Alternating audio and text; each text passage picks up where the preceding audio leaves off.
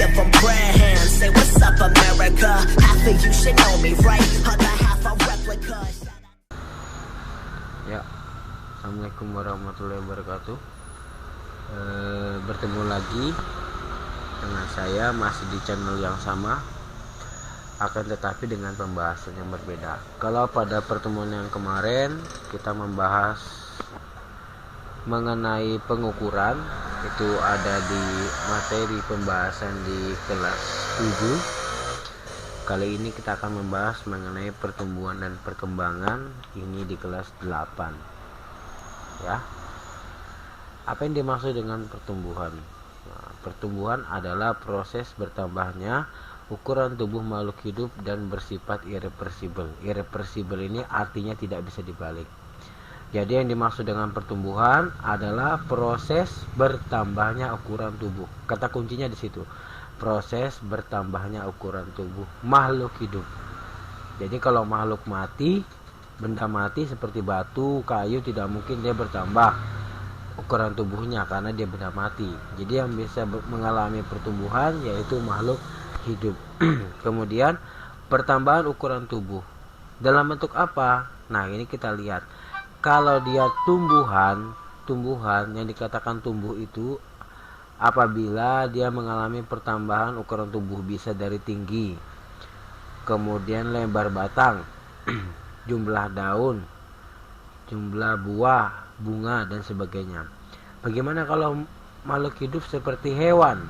Itu bisa dilihat dari besar tubuhnya, bisa dari tinggi tubuh maupun berat tubuh. Jadi intinya kata kuncinya tadi bahwa pertumbuhan adalah proses bertambahnya ukuran tubuh, baik itu tinggi, baik itu lebar batang, baik itu jumlah daun, baik itu tumbuhnya buah, baik itu tumbuhnya bunga, atau baik itu pertambahan tinggi pada suatu hewan, ataupun dia pertambahan berat badan. Jadi katakan pertumbuhan itu adalah pertambahan ukuran tubuh dan bersifat irreversibel, artinya tidak bisa dibalik. Misal tumbuhan itu dari kecil, dari masa kecambah sampai pada tumbuhan besar seperti ini, tidak akan bisa dia kembali ke bentuk kecambah tadi.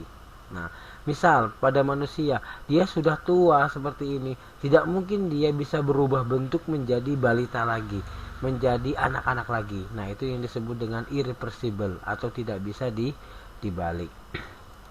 Kemudian perkembangan.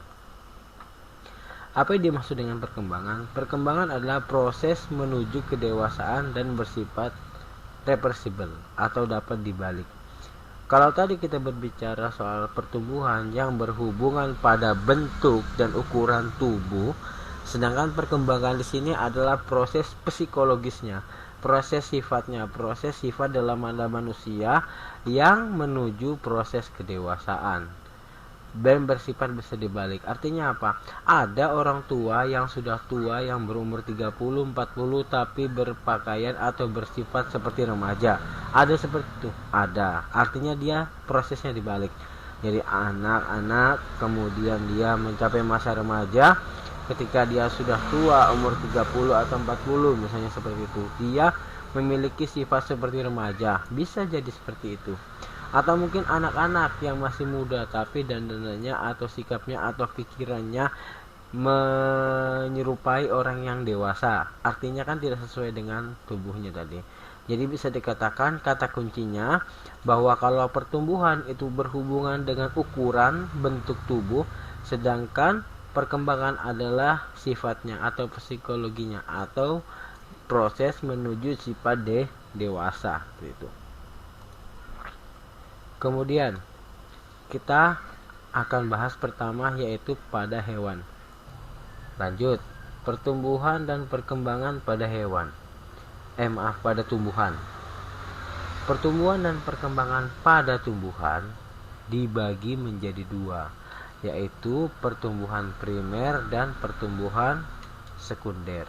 Apa yang dimaksud dengan pertumbuhan primer? Yaitu pertumbuhan yang diakibatkan oleh meristem primer. Apa itu meristem primer? Meristem primer adalah meristem yang atau jaringan meristem yang aktif membelah, Jadi dia senantiasa terus-menerus dia membelah, atau dikatakan sebagai meristem apikal. Apa yang dimaksud dengan apikal? Apikal itu dia berada di ujung. Bisa di ujung akar, bisa juga di ujung batang. Akibatnya apa? Menyebabkan pertumbuhan ke atas. Ya, menyebabkan pertumbuhan ke atas sehingga atau ke bawah. Nah, sehingga batang tersebut bertambah tinggi, bertambah panjang. Kalau dia pada di akar, mengakibatkan pertumbuhan ke bawah sehingga akarnya itu bertambah panjang. Jadi perlu diingat, pertumbuhan meristem adalah pertumbuhan yang diakibatkan oleh aktivitas meristem primer. Apa itu tadi meristem primer? Yaitu meristem yang aktif membelah. Disebut juga dengan meristem apikal. Mengapa? Karena terdapat pada ujung. Bisa ujung akar, bisa ujung tanaman. Akibatnya apa? Akibatnya pertumbuhannya menjadi memanjang. Yaitu jika pada ujung batang, maka tumbuhan itu memanjang sehingga tumbuhan itu bertambah tinggi. Sedangkan pada akar, maka akarnya itu akan memanjang. Kemudian pertumbuhan sekunder, yaitu pertumbuhan yang diakibatkan oleh meristem sekunder atau kambium. Apa meristem sekunder? Yaitu meristem yang tidak aktif membelah. Pertumbuhan kambium ini menyebabkan batang bertambah besar. Kalau kalian pernah mendengar ada lingkaran tahun gitu ya, akibat tumbuhannya melebar gitu. Batangnya menjadi melebar sehingga bertambah besar sehingga bentuk lingkaran-lingkaran gitu ya. Itu disebut dengan aktivitas dari kambium.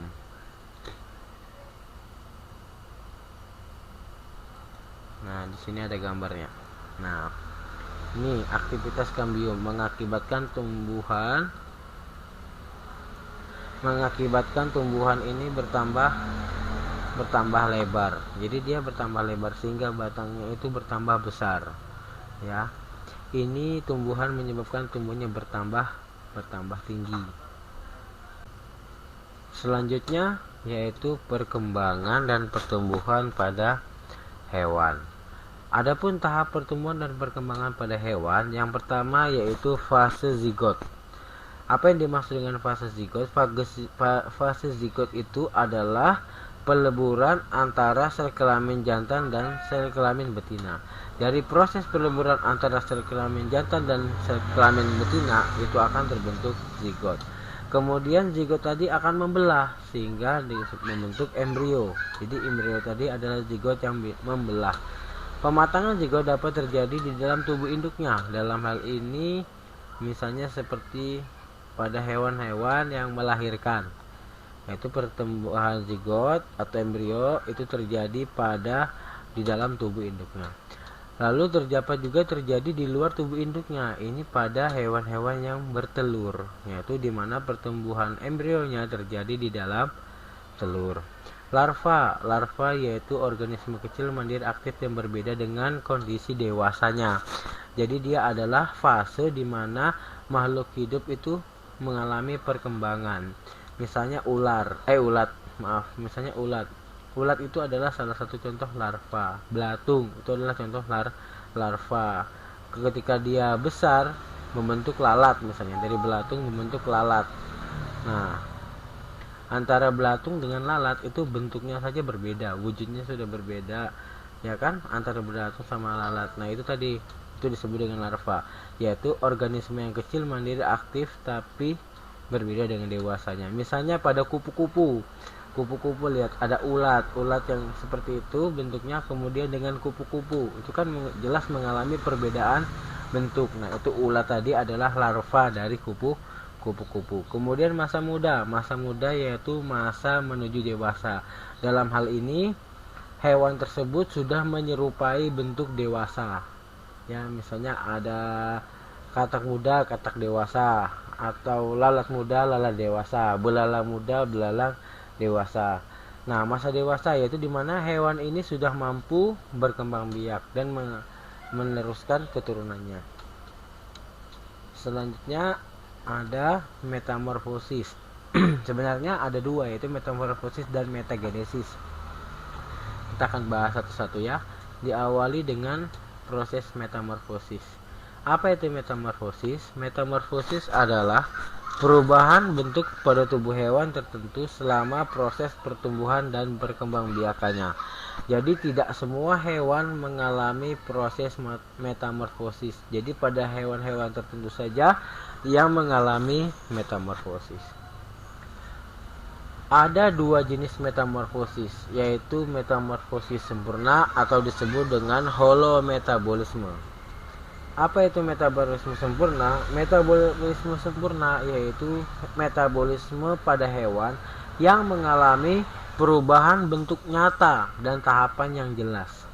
Jadi dalam tahapan metamorfosisnya itu jelas, bentuknya juga jelas perubahannya. Misalnya pada kupu-kupu. Kupu-kupu itu termasuk metamorfosis sempurna. Kita lihat kalau pada kupu-kupu itu kan jelas dari telur kemudian menjadi ulat. Nah, ulat kemudian menjadi kepompong atau mengalami atau kepompong tadi kemudian menjadi kupu-kupu.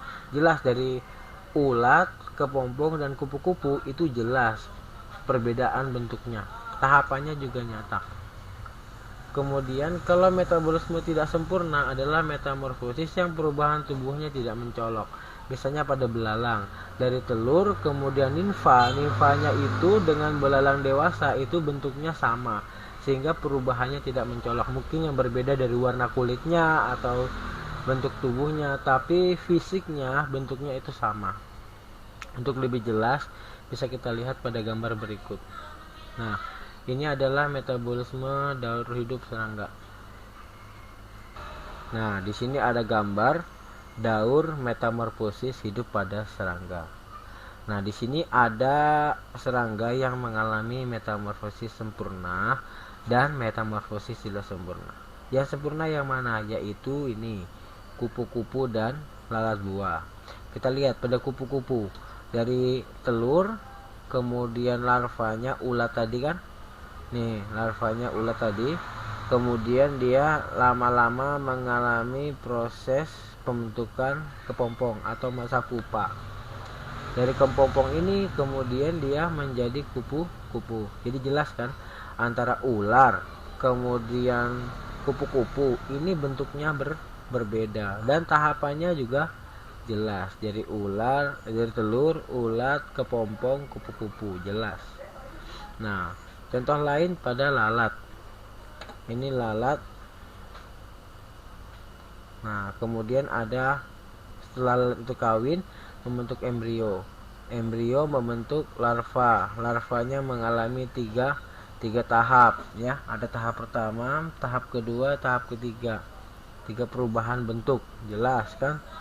Kemudian dari tahap tadi membentuk pupa atau peripupa. Tahap dia mengalami kepompong, tahap bentuk kepompong. Kemudian dia membentuk pupa atau kepompong, kemudian menjadi serangga lagi. Jadi jelas tahapannya, jelas dari perkawinan membentuk embrio membentuk larva membentuk pupa, dan pupa membentuk serangga baru. Jadi sangat jelas. Ini adalah contoh dari metamorfosis sempurna. Lah, ini contoh dari metamorfosis yang tidak sempurna, yaitu dari ini kecoa ya. Kecoa dewasa, telur membentuk nimfa. Nah, nimfa 1, nimfa 2, nimfa 3, nimfa 1, nimfa 2 sampai lalat dewasa ini bentuknya sama. Yang membedakan hanya sayapnya saja, tapi bentuknya sama, antenanya sama. Jadi perbedaannya tidak mencolok. Contoh pada capung. Nah, seperti ini. Ini perbedaannya juga tidak mencolok. Tahapannya juga sederhana ya, dari telur kemudian menjadi larva menjadi capung muda, capung dewasa. Nah, ini contoh dari metamorfosis yang tidak sempurna. Jadi sangat jelas ya perbedaannya. Kalau metamorfosis sempurna itu daur hidupnya jelas, tahapannya jelas. Sedangkan pada metamorfosis tidak sempurna itu tahapannya tidak jelas. Itu ya. Selanjutnya metagenesis. Metagenesis adalah pergilan keturunan, yaitu fase aseksual dan fase seksual dan fase aseksual. Jadi pada metagenesis ini makhluk tersebut mengalami dua fase, yaitu ada fase seksual, di mana dia seksual itu menghasilkan keturunan. Kemudian ada masa aseksual, jadi ada masa gametofit, contohnya pada gambar tumbuhan paku. Ada di mana masa gametofit. Gametofit ini adalah pembentukan kelamin. Jadi ini paku tadi dari sporangiumnya, sporanya terlepas, kemudian terbentuk dua. Terbentuk dua, ada archegonium, ada jantan dan betina, kemudian mengalami perkawinan membentuk zigot. Sampai sini dia membentuk gametofit. Jadi ada dua, di sini fase seksualnya, di sini fase aseksualnya, begitu seterusnya. Jadi perguliran hidup, jadi fase seksual maupun aseksual. Biasanya terjadi pada tumbuhan, kalau pada hewannya itu pada ubur-ubur.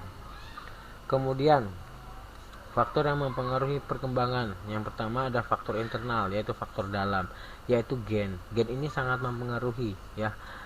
Kalau dia memiliki gen tinggi, maka orang tuanya kemungkinan tinggi. Jika memiliki gen yang pendek, ya jelas tumbuhnya juga akan pendek. Hormon ini dapat mempengaruhi pertumbuhan. Jadi tadi faktornya ada dua, yaitu faktor internal, yaitu gen dan hormon.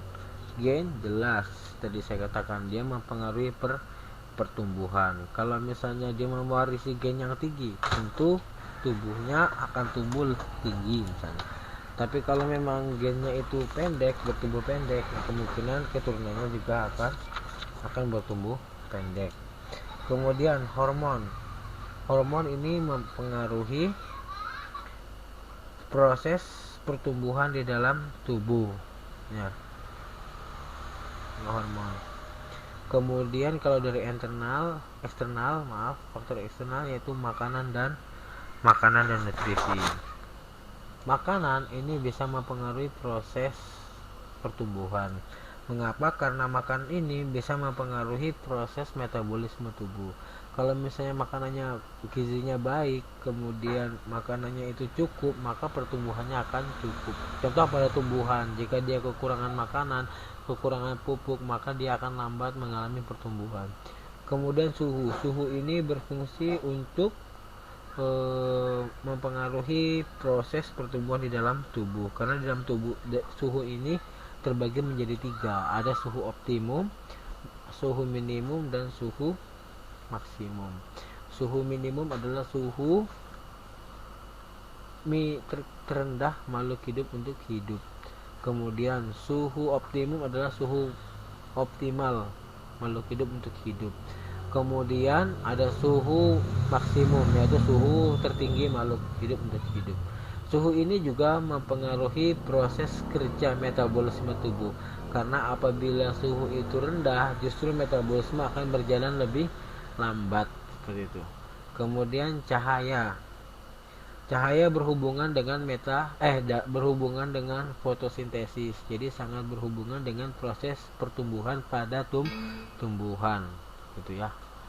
Kalau cahayanya banyak, gitu, maka fotosintesis juga akan berjalan lebih cepat, sehingga proses pengolahan makanan berjalan optimal. Air dan kelembapan. Air berfungsi untuk reaksi di dalam tubuh, sehingga air sangat penting dalam proses pertumbuhan.